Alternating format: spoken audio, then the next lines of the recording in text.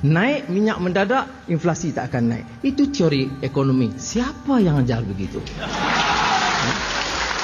Kenaikan ini bila mendadak, kenaikan barang termasuk minyak bila mendadak begitu akan membawa kesan yang parah. Aku dapat mesej daripada kawan aku. Dia minta aku ulas sikit lah pasal debat Syabri Cik dengan Anwar tu. Isu harga minyak naik dulu tu, yang Anwar kata Malaysia pengeluar minyak, kenapa harga minyak terus menerus naik. Dan kalau tengok daripada trend daripada awal 2004 hingga 2008, memang setiap tahun tu konsisten meningkat. Dia bukan flip-flop dah. Dia memang naik terus harga minyak tu, walaupun harga minyak tersebut ada subsidi. Dan kenapa Anwar berdebat macam tu? Kerana beliau bercakap tentang diri beliau sendiri semasa beliau jadi Menteri Kewangan era 90-an. Pada ketika itu ada juga berlaku perang teluk dan sebagainya, tapi harga minyak subsidi maintain RM1.10 sehinggalah beliau dipenjarakan. Tapi untuk zaman Pak Lah pada ketika itu, walaupun berlakunya kenaikan harga minyak dunia, tapi harga minyak yang bersubsidi ni pun ikut meningkat. Ini masalahnya. Sebab pada ketika itu Petronas mencatatkan keuntungan yang agak tinggi. Bila cerita pasal Petronas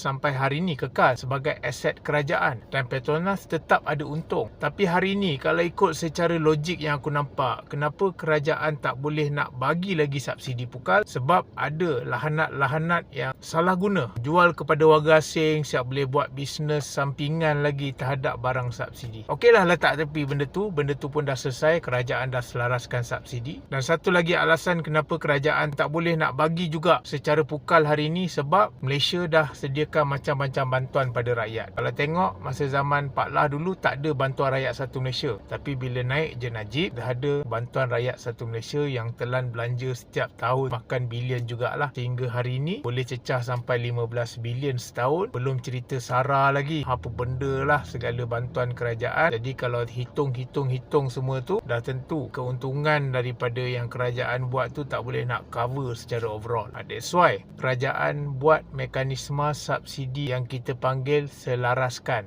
Maknanya walaupun peperangan berlaku dekat dunia, harga minyak dunia meningkat gila-gila pun, tapi dekat Malaysia ni subsidi masih lagi kekal, iaitu untuk petrol RM1.99 dan untuk diesel yang ada fleet card tetap RM2.15, untuk nelayan tetap juga RM1.65, untuk mereka yang guna kereta persendirian dapat cash tak silap aku RM300, dan aku pun ada dengar ura-ura kerajaan akan naikkan lagi cash tersebut setiap bulan. So benda tu masih maintain walaupun harga minyak di dunia meningkat. Faham tak apa aku cuba sampaikan? Kalau kerajaan nak turunkan semua, nak bagi subsidi pukal balik macam dulu, kerajaan terpaksa tarik bantuan seperti STR, SARA, bantuan pelajaran secara percuma, iaitu pengajian tinggi untuk anak-anak orang miskin dan anak-anak OKU. Kerana perkara-perkara ni tak ada ketika era pemerintahan Pak Lah dulu. That's why pada ketika itu Anwar bising, kenapa harga minyak Malaysia boleh naik sedangkan perbelanjaan yang digunakan